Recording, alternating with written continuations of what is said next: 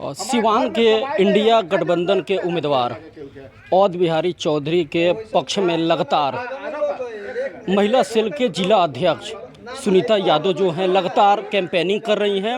उनके पक्ष में लोगों के बीच जाकर के वोट करने का अपील कर रही हैं। बहरहाल इस वक्त हमारी उपस्थिति छोटपुर सिवान में है, जहां पे देखिए तमाम तस्वीरें आप इस वक्त की देख सकते हैं कि जो महिला सेल के जिला अध्यक्ष हैं सुनीता यादव, वो किस प्रकार महिलाओं के बीच में हैं। दर्जनों महिलाएं इनके साथ में हैं और ये लगातार महिलाओं के बीच मंथन कर रही हैं, समझाने का प्रयास कर रही हैं कि हमें एक बार मौका दें, हमारी पार्टी को एक बार मौका दें।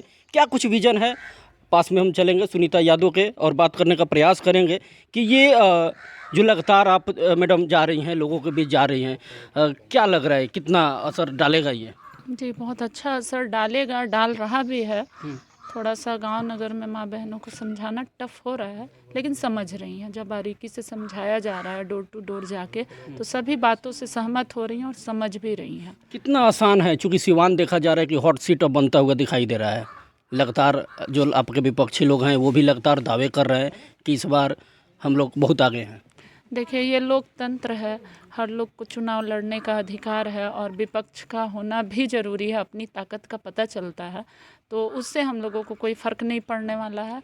हमारी लड़ाई जारी है और हमारे सभी कार्यकर्ता, सभी लोग बहुत स्ट्रांग हैं और बहुत अच्छे से अपना वर्क कर रहे हैं और जनता का समर्थन भी मिल रहा है हमें। लगातार आप लोगों के बीच जा रही हैं, डोर टू डोर जा रही हैं, क्या समस्या देख पा रही हैं? आज़ादी के बाद से क्या कुछ पहुंचा है विकास इन लोगों के जब जब जा रही हैं क्षेत्र में? तो देखिए, मैं मूलभूत जो सुविधाएं चाहिए, पहुंचा है कि नहीं पहुंचा है? बिल्कुल, विकास जो पहले हो चुका है 10 साल पहले, वही दिख रहा है। इन 10 सालों में तो ऐसा कोई विकास दिख नहीं रहा है। लोग मानसिक, आर्थिक, शारीरिक हर तरह से बीमार हो चुके हैं और बहुत परेशान हैं। तो ये परेशानी तो हमें देखने को मिल रही है, उससे रूबरू भी हो रहे हैं हम लोग। और इसीलिए मैं लोगों से अपील भी कर रही हूँ डोर टू डोर जाके कि इस बार अगर हम लोगों ने सही डिसीजन नहीं लिया, सही कैंडिडेट को नहीं लाया, तो शायद अब वोट देने का भी अधिकार हमारा नहीं रह पाएगा, क्योंकि संविधान तो हमारा बिल्कुल खतरे में चल रहा है। तो इस चीज़ को बताना पड़ रहा है लोगों को, खासकर महिलाओं को। आपकी विपक्ष दल भी एक तरफ लगातार दमखम के साथ लगी हुई है, लगातार ये दावा कर रही है कि हम लोग तीसरी बार भी जा रहे हैं बीच दमन। देखिए, हमें नहीं लगता कि हमारी लड़ाई यहाँ किसी से है या कोई हमारा विपक्षी है। हमारी लड़ाई इंडिया और एनडीए से है, ठीक ना। हमारी लड़ाई जो केंद्र में बैठी है सरकार, जो गरीबों का, अति पिछड़ों का, सबका शोषण कर रही है, उससे है। यहाँ हमारी लड़ाई किसी से नहीं है। चलिए, क्या ऐलान करेंगी मतदाताओं से? लगातार अपील क्या करेंगी? माताओं बहनों से या भाइयों से, बच्चों से, सभी से यही अपील करूंगी कि इस बार अगर हम लोग एक्टिव नहीं हुए, सही कैंडिडेट को नहीं लाएं, तो फिर बहुत मुश्किल हो जाएगा। शायद अब इसके बाद देश में चुनाव भी ना हो। तो प्लीज़ आप लोग अपना कीमती वोट बर्बाद न करें और ऐसे प्रत्याशी को दें जो आपके मान सम्मान की रक्षा कर पाए। एक सवाल आपसे और रहेगा आखिरी में। एक तरफ मरहूम डॉक्टर मोहम्मद शहाबुद्दीन की जो पत्नी हैं वो भी आपके अगेंस्ट में खड़ी हैं। एक वक्त था जब वो चुनाव लड़ती थी आप ही के सिंबल पे। तो क्या लग रहा है, लड़ाई जो है कहीं ना कहीं ये दिलचस्प नहीं बन रही?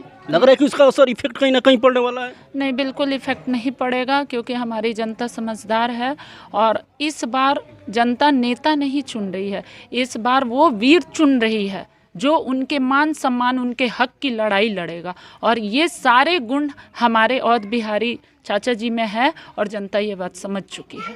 बहुत से लोग ये कह रहे हैं कि अब अंतिम उम्र के पड़ाव पे हैं, चुनाव से उनको अलग हो जाना चाहिए अब, चूँकि अब बहुत उम्र उनका ख़त्म हो गया। मैं नहीं, इस तरह के ट्रोल कर रहे हैं। मैं नहीं मानती, क्योंकि उनके जितना अनुभवी प्रत्याशी अभी तक तो सिवान को मिला नहीं है।